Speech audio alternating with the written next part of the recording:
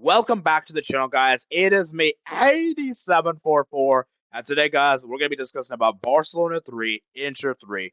And before we even get into the review of this match, guys, by far, one of the best games of the Champions League this season, and probably one of the best games I've seen this season, and just in general. The entertainment we got from both teams were phenomenal and fantastic match. Amazing match from a neutral. And even as a Barca fan, well, I'll discuss how I feel when we get there. Now let's discuss the match itself. This is the beauty of the Champions League. See, coming into this game, a lot of people wrote Inter off and say, "Oh, who is this Inter team? They lost 3 games in a row." Look, look at the amount of chances they conceded against Bayern. Bayern kind of got lucky with Inter didn't really play as well. I mean, Bayern had a depleted team. You had no Alfonso Davis, you had no Musiala, and people were saying, "Oh, this will be easy work for Barca. Barca will annihilate them. It will end the first like 4-0, 5-0." This is why I love football, guys, because football isn't this straightforward. Where one team could be in a scintillating form and one team could be such bad form, but this is what matchups are. And the Champions League is different, guys, because it doesn't matter how bad a form you are. It doesn't matter if you're last place in the league. Let's just say you're last place in the league. You play in a Champions League match, you're going to raise your level because I don't care what anyone says. Champions League is the highest form of club competition in club football.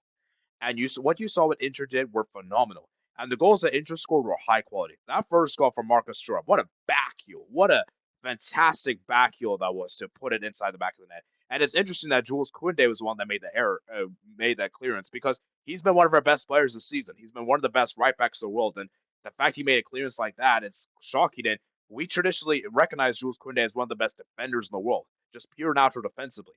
And for him to make that high profile mistake was unforgettable, man. Unforgettable.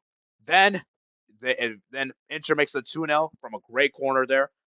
From I think it was Chalano. I think Chalano got the assist there. And sorry, no, Chalano played at Sherby, and then Sherby got the header, and it's the Dumfries to do over the bicycle kick there, overhead kick, and I was like, oh my jeez, we're 2-0 down. And at this point, I was thinking to myself, yeah, it's over.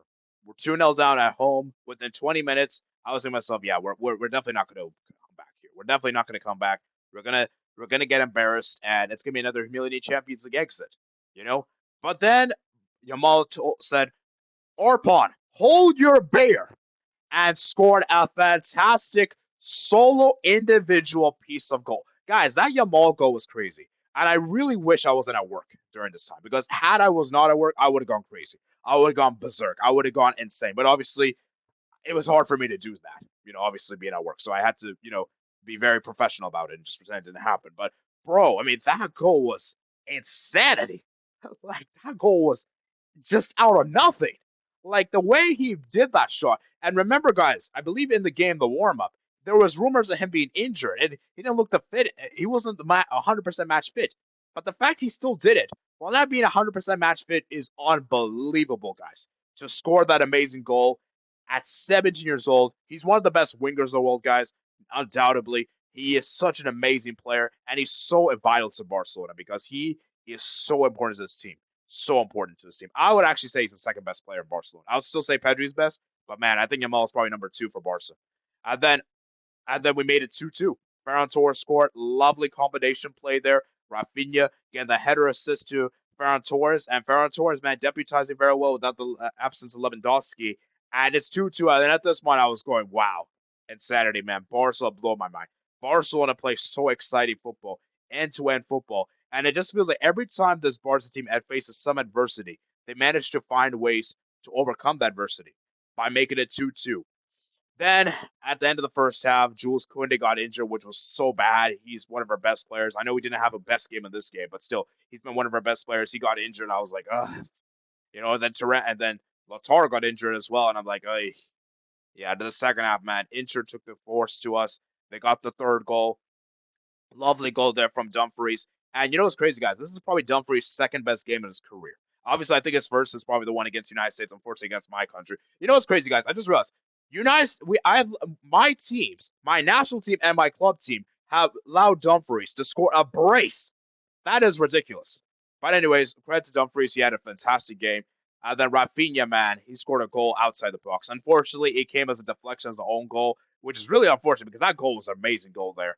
Then Barca, Mkhitaryan had a goal disallowed to make it 4-3, which was set automated offside. And then Barca nearly scored right at the end to make it 4-3 the end. And that's how the game finished. So What a game of football this was, end-to-end football, brilliant goals on both teams, and you can see how both teams give it their all in this game. And in the second leg at this Giuseppe Meazza is going to be very, very fascinating. I'm very excited for how the second leg is going to unfold because there's going to be so much narratives on the line, Serie A narrative, the Barca narrative, and everything.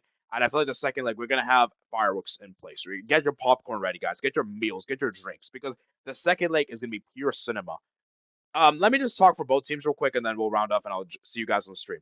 I think if you're an Inter fan, you're very content with the draw. I think if you had told Inter fans, "Oh, you get a draw here," oh, fantastic, fantastic result for Inter. And remember, guys, last time Inter came to Barcelona was the Champions League group stage. They got a 3-3 draw here, right? So you have to give it to them. So I think if you're Inter, you're happy with the result. For Barca, you're happy with the amount of goals you scored. You're happy with the comeback you show with the character, but you're not happy with the defense. Because that's the thing with this Barcelona team, guys. This Barcelona team offensively are so good, but defensively, this team is very, very shocking. Very shocking. Because Martin was not good in this game. He had to come off at halftime.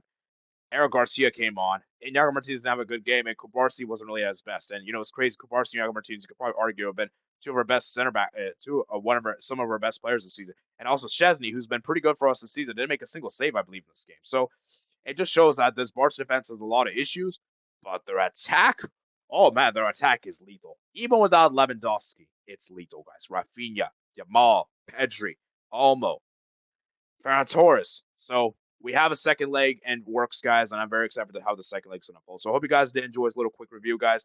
Let me know if there's any major talking points in the comment section below, guys. Remember, guys, to like and subscribe, and I'll see you guys on the Champions League stream.